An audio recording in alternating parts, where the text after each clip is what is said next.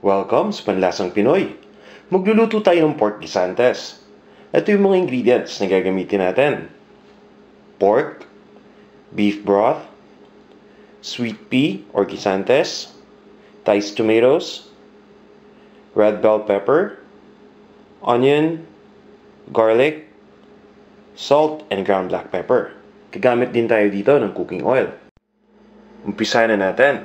First step, kukuha lang tayo ng pan or wok. Lalagyan na natin ito ng cooking oil at papainitin na natin. Once mainit na yung cooking oil, isosauté na natin yung garlic at yung onions.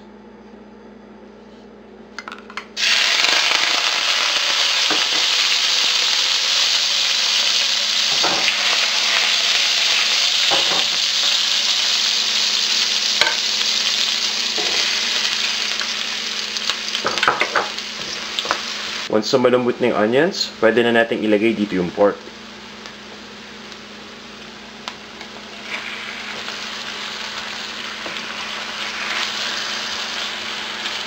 Kailangan lang nating lutuin yung pork for a few minutes. Then, ilalagay na natin dito yung diced tomatoes.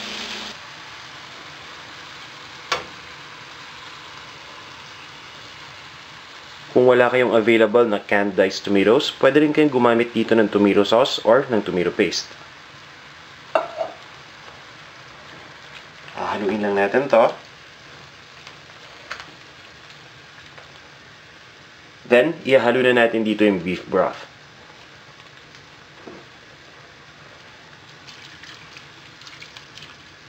After nating malagay yung beef broth, papabayaan lang natin itong kumulo at isisimmer lang natin hanggang sa lumambot na yung pork.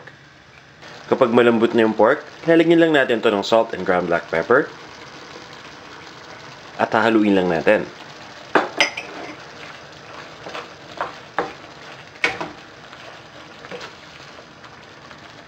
Then, ilalagay din natin dito yung red bell pepper. Papabayaan lang natin itong maluto for a few minutes. Lastly, ilalagay na natin dito yung guisantes o yung sweet peas.